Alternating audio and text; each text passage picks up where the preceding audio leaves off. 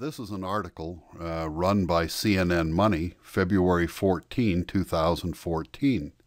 And in it, they make some very fundamental errors and come to exactly the wrong conclusion.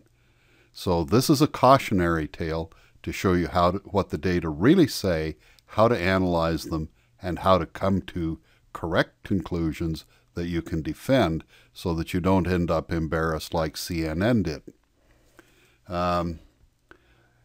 First of all, let's go to FBI.gov. This is the official site where the FBI reports the number of NICS background checks that were done. When you go to a gun dealer, you fill out a form and you get a background check. And this is the FBI telling us how many they have run. And I'm just going to use data from 2010, 11, 12, and 13, 4 years of data. And down here we have the first month of 2014.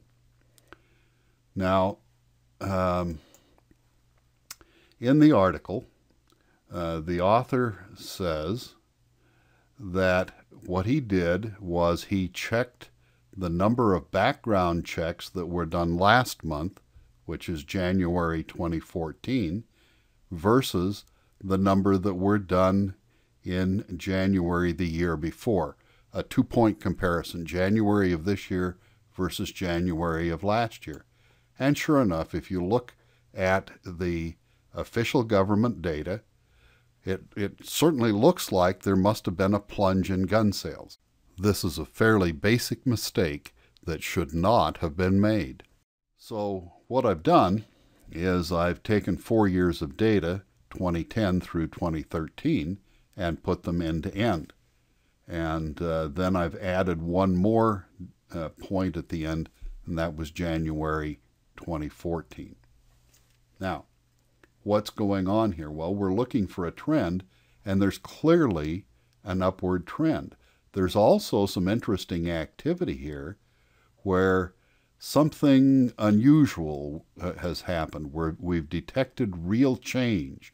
And that means that the points get little red numbers by them, and those numbers tell us which statistical rule has detected the change.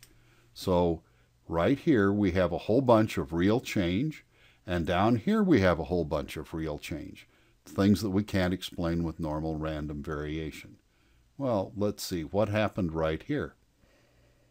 That point is November 2012.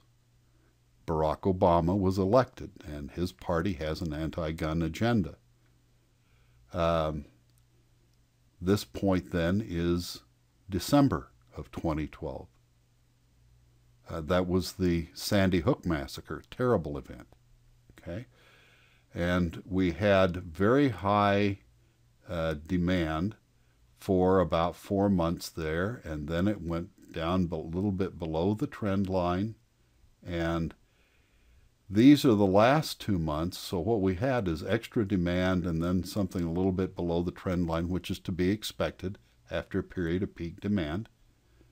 And then the last 2 data points here are right on the trend line. So the correct headline for the article is, gun sales keep right on growing. That's what the data say. Now, how did they get into this pickle? Well, what CNN did wrong is they compared this point right here, January, which was an anomaly. We were just coming off of a terrible tragedy. We've got an occupant in the White House that wants to restrict gun ownership, and people were afraid that they might not be able to get firearms. And then they compared that statistical anomaly with this month. Oh, well, yes, this month compared to a record-breaking, all-time, never-before-seen high, yes, sales this past month, were lower. I think I shall have a heart attack and die of not surprised. Now, Maybe I should be like Jimmy Fallon on TV. You know, every once in a while he'll write little thank you notes. And so I'd like to say publicly, thank you, CNN.